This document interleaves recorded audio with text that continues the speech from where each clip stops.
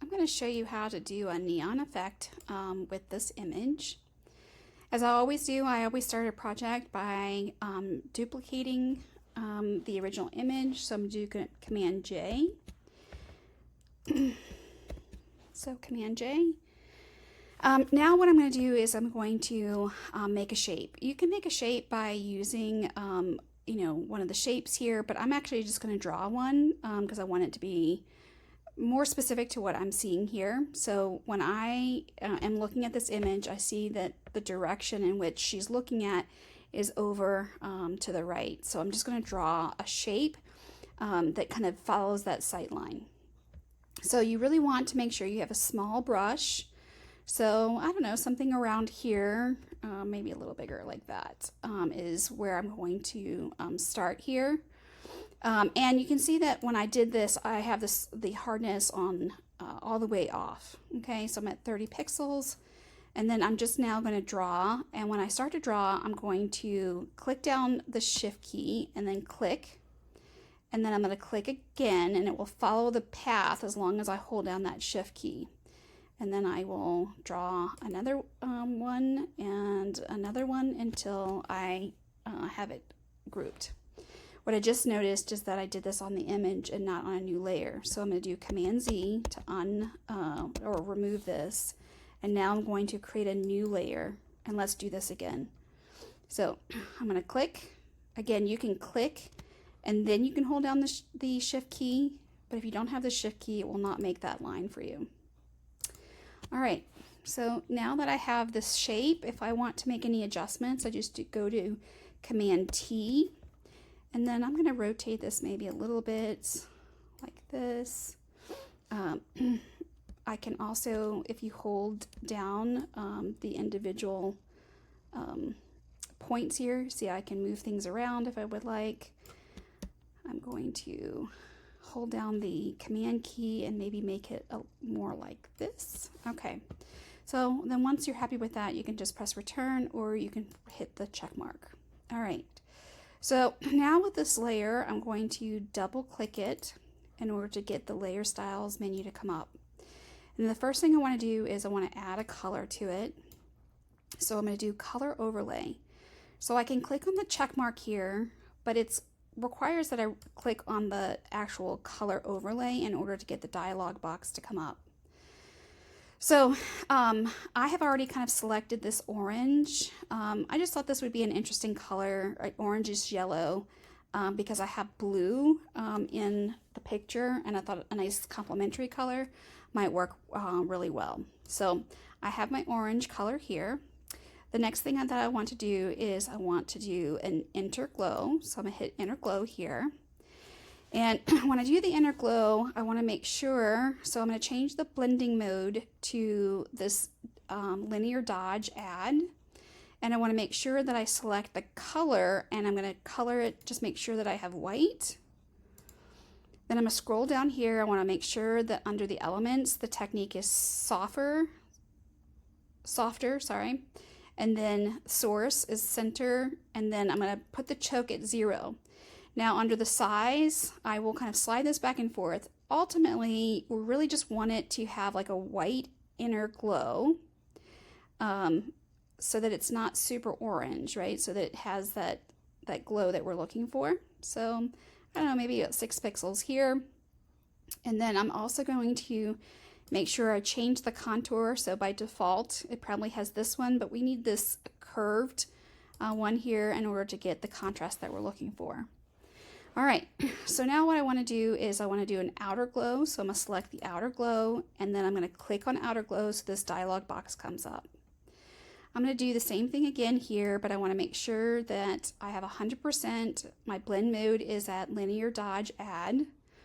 And then I want to make sure that I have the color that or the color range that I'm working with here. So I'm going to select this. And then again, you want to have your technique to softer, spread at 0, and then the size. Now, the size will be really dependent on how big your image is. If you have a very large image, then you may want to go all the way to 250 pixels. And I'm actually going to do that since this is a relatively large picture. And then my contour, range, and jitter can stay like this. I can't add another outer glow, but I can kind of manipulate that a little bit by doing this drop shadow. So I'm going to click on to activate the drop shadow, and then I'm going to select on the word drop shadow. And I'm going to do the same thing here where I add linear dodge, add, and then I want to come in, make sure I have the color that's appropriate for this. And then distance and spread, I'm going to have it 0, and then you can slide this back and forth to what you would like. Again, just kind of with the effect that I'm doing, I'm going to just do 250, and then I'm going to leave the contour alone. Okay, so once we have that, we're going to press OK. All right, so I want to emphasize the yellow glow even more, so I'm going to create another new layer. And I'm going to manually kind of go in and manipulate and draw another shape on top of this. So I'm going to come over to my swatches, and I'm going to double click and then come up here. And let's see if we can get a color that is similar to what we're working with here. So about that. And then if you can see that my brush is still activated, but if it's not, you press the B button. And I want to make sure that it's larger. So I'm going to press the bracket key here until I get kind of a size that I want.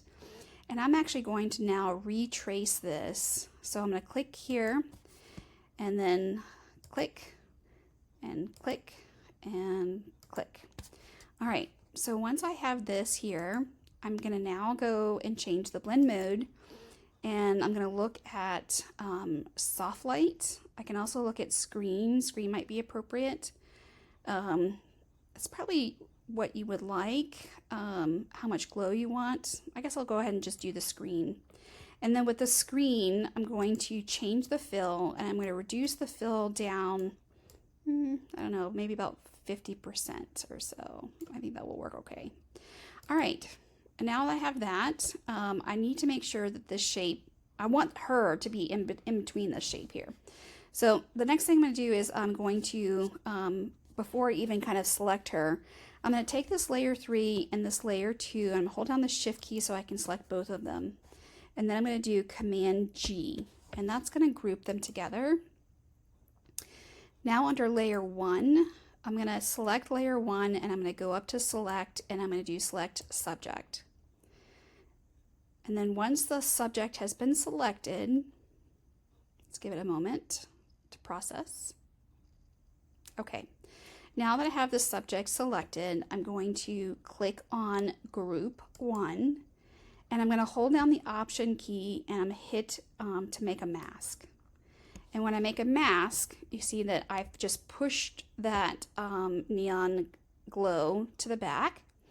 So now all I need to do is hit the B for the brush tool, and I want to make sure that the white is in the foreground. And now I'm going to enlarge the brush by using the bracket key, and I'm going to now fill in so that it looks like it's right on top of her. And you see I'm kind of going back and forth just to make sure I get all of that glow. And I can certainly bump my brush up even bigger if I'd like. You have to be careful because you see how what I did right here, I got this glow kind of going behind her hair, so I'm going to make this smaller.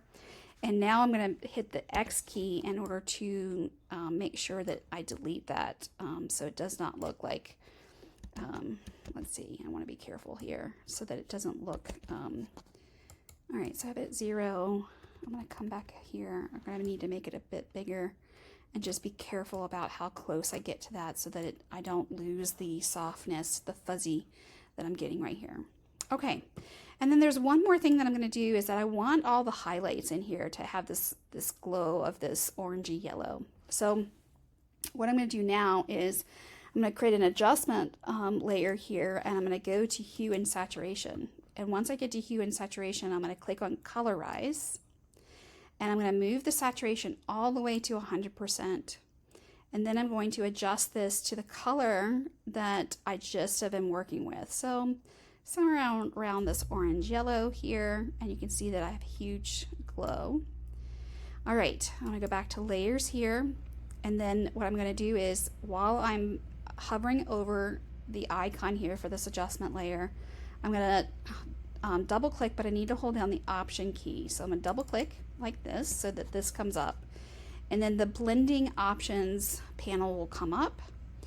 And if you see right here, there's actually this triangle, but you see that there's a white line in between. I want to actually break that so that I only get the right side. So if I hold down the Option key and I click, I'm able to separate that, and then it allows me only to add the color to just the highlights in order to make sure that the highlights have the color here. So you can see before and after, and it's glowing pretty strong here with my color. So I'm actually going to take the fill and I'm just going to bring this down a little bit so that there is a color added to it, but maybe not so bright. And there you go. Now we've added a neon effect to this image.